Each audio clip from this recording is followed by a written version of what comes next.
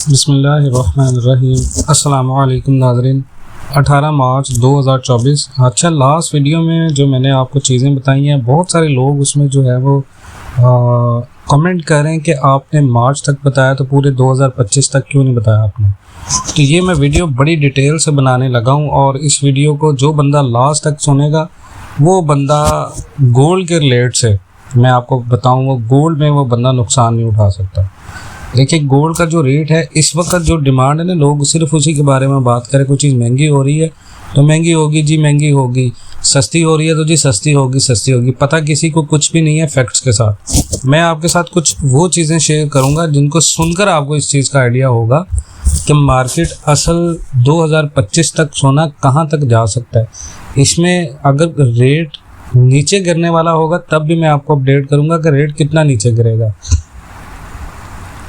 देखें, अगर आप मार्च 2024 को याद करें ना, तो तब बहुत सारे एक्सपर्ट्स ने ये कहा था कि सोना अगले 1 या 2 साल में 1800, 1600, 1700 डॉलर जाएगा। और जो दुनिया के बड़े बड़े एक्सपर्ट थे ना, उन्होंने ये कहा था कि 2300 या 2400 तक गोल्ड जाएगा। और ऐसा हुआ भी। हमने देखा कि 2300 ऑन्स से तकरीबन 2500-2600 ऑन्स तक गया। और हमने भी आपको पाकिस्तान के रेट के मुताबिक कहा था कि पाकिस्तान के अंदर जो रेट है वो बहुत ज़्यादा बढ़ेगा और 2,70,000, 80,000, 3 लाख रुपए तक मैंने गोल्ड का कहा था। हमारी जितनी भी पिछली वीडियोज़ आप देख लें जाके, उसमें हमने आपको कहा था गोल्ड 3 लाख तक जाएगा और वो गोल्ड अल्हम्दुलिल्लाह 3 लाख तक आया है।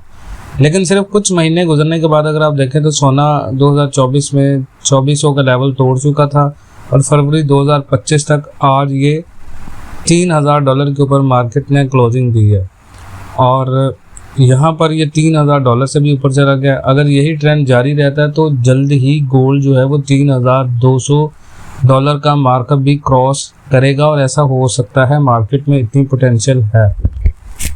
लेकिन याद रखें, मार्केट में इतनी पोटेंशियल तभी होती है जब मार्केट रीट्रेसमेंट करती है। अगर मार्केट इस तरह ऊपर बढ़ती जा रही है तो ये मार्केट का हुस्न नहीं है, ये बहुत ज़्यादा ख़तरनाक बात है और ये क्रैश कर सकती है इस मार्केट को अगर मार्केट बिना नीचे आए ऊपर जाती है। तो 2024 में अगर हम देखें तो गोल्ड के तेज़ी से बढ़ने के पिछले साल जो गोल्ड है वो करीबन 25% से ज़्यादा बढ़ गया। मैं बोल नहीं पा रहा हूँ, असल में बीमारी की वजह से बुखार भी था मुझे, तो मैं माफ़रत चाहूँगा अगर अल्फाज का थोड़ा बहुत मुझसे चुनाव गलत हो जाए, क्योंकि असल में मेरे बोलने में थोड़ा सा प्रॉब्लम हो रहा है। मेरे कुछ जो है वो पहले रोज़ा रखने की वजह से मुंह के अंदर छाले बने हुए हैं, जिसकी वजह से मैं बोल नहीं पा रहा। तो क्योंकि इस वक्त आप लोगों को अपडेट करना बहुत ज़्यादा ज़रूरी है, क्योंकि 2024 में ना गोल्ड जो है वो 25% से ज़्यादा बढ़ा और इसका सबसे बड़ा रीज़न ये था कि पूरी दुनिया के अंदर जितनी भी जियोपॉलिटिकल टेंशन और इन्फ्लेशन, जिसकी वजह से लोग अपना पैसा सेफ रखने के लिए गोल्ड में इन्वेस्टमेंट कर रहे थे। और इस वक्त भी मार्केट में यही फैक्टर्स हैं। 2025 में भी सोना जो है वो बढ़ने का, जिसकी वजह से इंडिकेशन आ रहा है। अब सवाल ये है कि स्प्रिंग 2025 में सोना और बढ़ सकता है। देखिए, अभी तक जितनी भी सेंट्रल बैंक्स हैं वो सोने को धड़ाधड़ खरीद रहे हैं और वो स्लो नहीं हो रहे। यूएस का जो डेट है वो भी एक बहुत बड़ा फैक्टर है। मैं अभी आपको इंटरनेशनल फैक्टर बताऊंगा, फिर हम पाकिस्तानी फैक्टर की भी बात करेंगे। वीडियो आपने पूरी सुननी है, फिर आपको फ़ायदा होगा। देखिए, यूएस का जो डेट है वो भी एक बहुत बड़ा फैक्टर है, जो कि 36 ट्रिलियन से ज़्यादा हो चुका है। और इकनॉमिक देखें, मुआशी गैर यकीनी बढ़ने की वजह से ना लोग सोने को सेफ इन्वेस्टमेंट समझ रहे हैं, खासकर अमेरिका के अंदर भी। अब सोना और बढ़ सकता है डेफिनेटली। देखें जी, सोना 3500 डॉलर तक जा सकता है, ये मैं आपको पहले प्रेडिक्ट कर चुका हूँ। ठीक है, दुनिया के जो बड़े बड़े कह लें कि एक्सपर्ट हैं, जैसे गोल्डमैन शेख, ठीक है, मैं अल्फाज की सही अदायगी नहीं कर पा रहा सिर्फ और ज़ुबान की वजह से। तो वो अमेरिका का एक बहुत बड़ा ये कह लें कि एनालिसिस ये लोग करते हैं, जिनको हम लोग बेसिकली, मैं रीच आउट भी करता हूँ इनको। तो उनका भी ये कहना है कि अगर फेडरल रिजर्व इंटरेस्ट रेट कम करता है तो गोल्ड के जो ETFs हैं उनकी डिमांड और बढ़ जाएगी। इसका मतलब ये है कि इन्वेस्टर सोने को और ज़्यादा अपने पोर्टफोलियोज़ में जो है वो शामिल करना पसंद करेंगे और पूरी दुनिया के अंदर ऐसा ही ज़्यादातर बिजनेसमैन लोग कर रहे हैं। और उसके साथ अगर आप करें तो मैं 2025 अगर आप देखें तो गोल्ड को से $3500 पर ऑन्स तक देख रहा हूँ। सोना $3500 तक पहुँच सकता है, ये बहुत सारे लोगों का सवाल है। देखें अब कई कमोडिटीज़ जो वो अपनी प्रोडिक्शंस को एडजस्ट कर रही हैं, क्योंकि जो गोल्ड है वो एक्सपेक्टेशन से तेज़ बढ़ रहा है। मेरी जो फोरकास्ट है वो आप देख लें तो वो $3100 से $3500 तक है। और अगर फिज़िकल गोल्ड की डिमांड इसी तरह बढ़ती रही ना तो गोल्ड आपका करीबन $3600 तक भी जा सकता है, और ये भी कोई बड़ी बात नहीं होगी। अब सवाल ये है कि क्या अभी सोना ख़रीदना चाहिए। देखिए जी, दुनिया के एक्सपर्ट्स तो यही कह रहे थे अगर आप लॉन्ग टर्म इन्वेस्टर हैं तो प्राइस फ्लक्चुएशन से घबराने की ज़रूरत नहीं है, क्योंकि मार्केट में नीचे भी आता है ऊपर भी जाता है।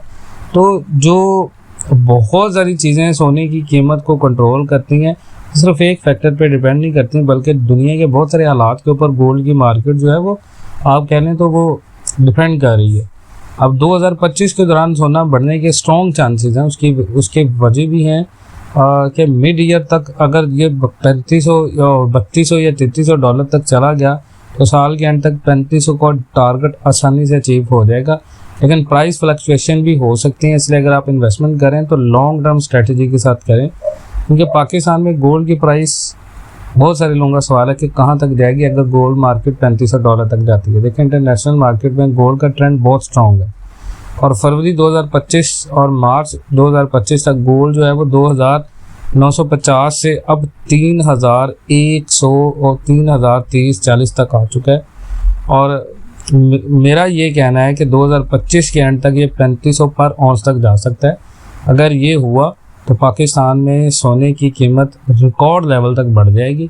लेकिन पाकिस्तान में क्योंकि सिर्फ इंटरनेशनल मार्केट अफेक्ट नहीं करते, बल्कि गोल्ड माफिया और रुपये की वैल्यू भी रुपये की जो वैल्यू होती है वो भी बहुत बड़ा रोल प्ले कर रही होती है।